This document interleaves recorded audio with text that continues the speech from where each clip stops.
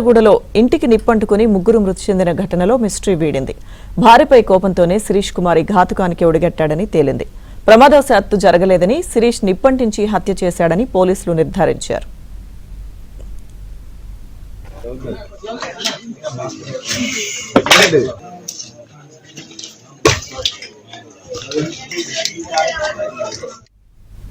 ప్రకాశం జిల్లా సింగరాయకొండ మండలం ఓలేపాలానికి చెందిన కాళహస్తి శిరీష్ కుమార్ గతంలో వివిధ ప్రాంతాల్లో దొంగతనాలు, మోసాలకు పాల్పడేవాడు.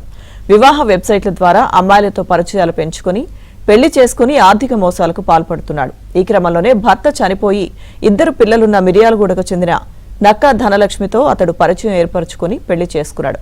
తర్వాత ఇద్దరి మధ్య విభేదాలు రావడంతో ధనలక్ష్మి అతన్ని దూరం పెట్టింది.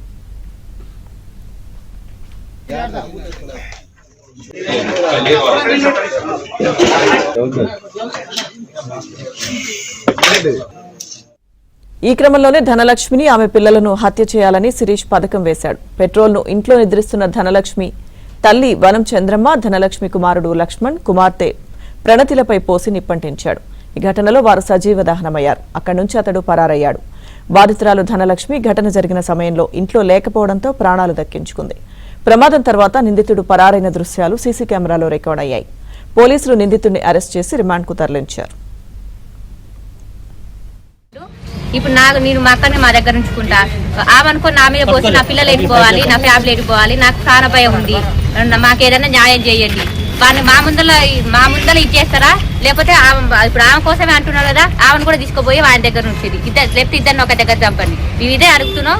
ఈ పిల్లగాళ్ళు ఏ పాపం చేసిర్రు అంటే ముగ్గురిని చంపినా కూడా మీరు ఎట్లా వదిలిపెడతారు 3 నెలలకి? అది అసలు ఈ చట్టం మార్చాలి. అసలు వాడిని మాకు వదిలేయండి సార్, లేకపోతే మేమే చూసుకుంటాం, మాకు వదిలేయండి, మేమే చంపుకుంటాం పెట్టుకున్నాం. అసలు వాడు ఉండొచ్చు. నాకు చాలా ఎంత కనుక భయపెట్టాలి సార్.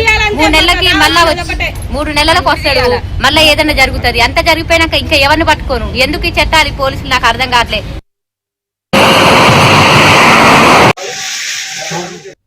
తమ తల్లి బిడ్డలను సజీవ దహనం చేసిన శిరీష్ ను కఠినంగా శిక్షించాలంటూ ధనలక్ష్మి కోదాడ జడ్చల రహదారిపై ఆత్మహత్యాయత్నం చేసింది. ఒంటిపై పెట్రోల్ పోసుకుని బంధువులతో కలిసి నిరసన తెలిపింది. నిందితుడిని కఠినంగా శిక్షించాలని, లేదంటే తమకు అప్పగించాలంటూ బాధితులు డిమాండ్ చేశారు.